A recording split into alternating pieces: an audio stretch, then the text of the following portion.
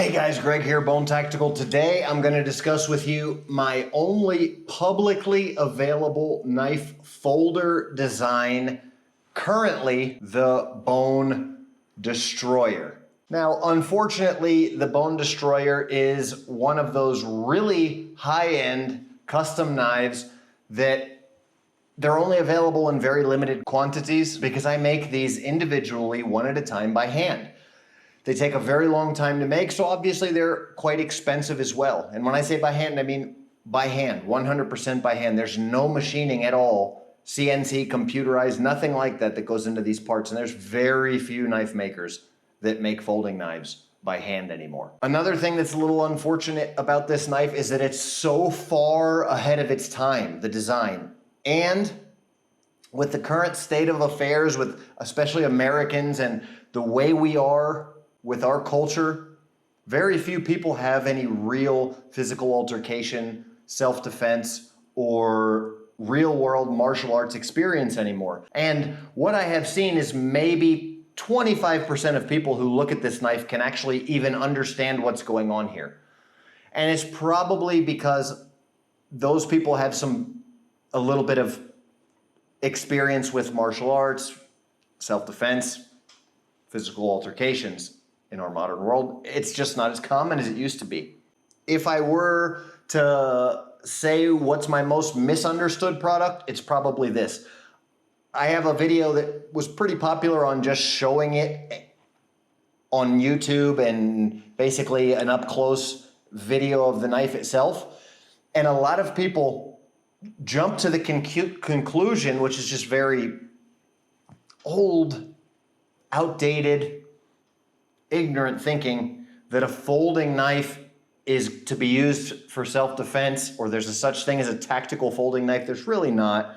A folding knife should not be used for cutting and stabbing for self-defense. It's just not beneficial. There's no reason when you can have a fixed blade knife, a modern fixed blade knife that's every bit as easy to conceal and to carry and much faster to access with a mechanism you don't have to rely on. You don't have to open it. You don't have to do anything but grab and stab or grab and cut. Anyway, that's not what this is. This is a self-defense tool before you open it. That's why it's a game changer. Every man should have a knife so that it can be a man and cut stuff, be useful, right? And so when it's open, sure, open it and cut stuff with it. It's a great blade design. It can stab a little bit. If you want to carefully stab with it, you can cut, you can whittle, you can slash, no problems, all right? Another unfortunate thing about modern Americans is, we're just really entitled. We don't think that we have to use our brains anymore. We think we know everything when we really don't, and so it just doesn't spur us to be innovative or learners or knowledge seekers. And a lot of people don't understand, just because it's not popular in America, the friction folder knife design. Japanese school children carry friction folders and they don't have a problem using them carefully, and they don't have a problem not cutting themselves. This knife, if I'm holding it in my hand, I'm only holding it with 2 fingers right now. 2 fingers. Literally. 2 fingers. It's not going to close on my hand, guys. It's simple physics and kinesiology. This bar back here, as long as my hand is on the knife, keeps the knife from closing. 2 fingers, guys, 2 fingers, all right? It's not rocket science, but I get so many comments on social media of people who just can't understand simple physics, like a Japanese school child.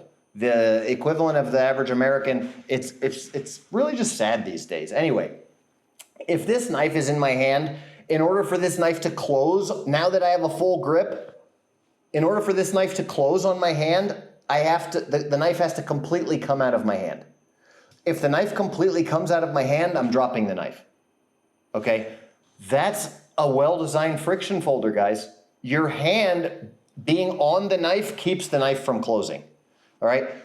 Furthermore, it's not designed for self-defense to be used in this capacity. You could if you had to, but it's not designed for that. I would even venture to say that if I ended up using this knife in this position for self-defense, if it's that crazy of a situation that I'm using this like that, which I would never do, I would probably be okay with my finger getting cut if it were to happen. But guess what, guys?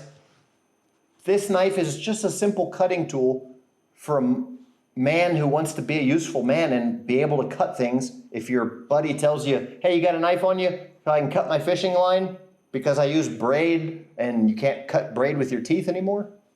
Whatever it comes, open your package, open your wife's Amazon box. You know, you can do it, that kind of stuff with it. As far as its self-defense purposes, I don't want to have to open my knife. I don't want to have to worry. And I don't care what you guys say about your flipper mechanism or your wave mechanism or whatever ridiculous thing you think is going to happen in a fight that you have to position the knife, pull it out of your pocket and it catches and opens.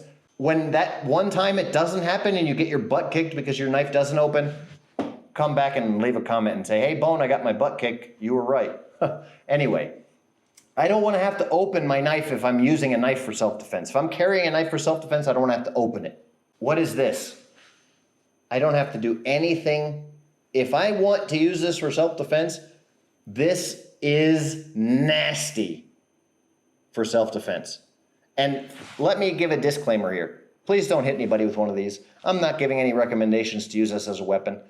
I'm talking about defending yourself against a watermelon. Okay? Only punch a watermelon, because this would be deadly if you hit somebody with it. Don't do it. It can be used as a glass breaker. All right? Overhand right. All of the force of that overhand right is generated down to that tiny little point right there. Nasty. It's very stable in the hand. All right? Very stable. It doesn't move in the hand, so it's not going to break a finger. I've heard that too. Oh, it's going to twist and break a finger. This whole entire portion here is stiff in my hand. How is that going to move? Simple physics, guys. Come on. This knife is so far ahead of its time that honestly, I really don't think it'll take off or be extremely popular, get the credit that it should get, although it's gotten a lot of credit in certain communities of people who know. There's just not many people who know anymore. I think it'll be after I'm dead that this knife gets the recognition that it should, as being almost as far as you could say that it's the world's first tactical folding knife, because it is actually tactical before you open it. And when you have to rely on opening a knife, why would you do that over a fixed blade? It just doesn't make any sense. So when you get to a certain point that you've been in enough physical altercations, you've had to defend yourself enough, you start to realize that you want simplicity and you want something that works every time under fight or flight response, under any kind of circumstances. If your hands are wet, if your hands are bloody, if it's hot, if it's cold, if it's slippery, you want it to work always. As a EDC tool, it's very comfortable to carry in the pocket.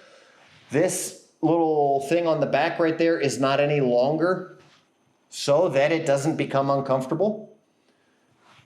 It's tipped down so that it doesn't open in your pocket on you.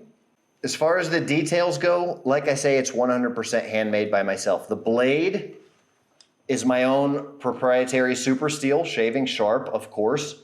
My own design, the recurve that Bone Tactical is known for, something similar to a Japanese sweeping style tip, a traditional Japanese tanto style tip, not an American tanto, all right? And the recurve here, just to in order to have the maximum effectiveness of your knife for whatever cutting tasks you may want to use. The handle, stainless steel, so never gonna rust, never gonna have any issues like that. Stainless steel spacers inside there. This Super Steel of the blade is incredible, absolutely incredible. Read up on my website more about my Super Steel. We've got a distressed coating on here and distressed look, just really nice, cool details, right? Those handmade details. mild steel pins. Really, really, really strong knife, okay, with these two mild steel pins here, and then just a solid one-piece handle. Really thick, really tough, stainless steel, stone washed. I stone wash everything, you know, shot peened and stone washed in my machine that I built for that, okay? Turned a lathe into a tumbler, and that's what I use for that. You guys have probably seen that in some of my workshop videos. The clip is 1095, and it's heat treated so it won't lose its shape, okay? Tempered so it won't break. And then these are hammered, permanent, riveted, mild steel pins here. We just do every little thing by hand. Just a gentleman's beautiful handmade product that'll last you for the rest of your life. Understated elegance and handmade beauty, but also the world's most effective edged weapons. And then this one in particular is not an edged weapon. It's something else entirely. Thanks for watching. Bone out.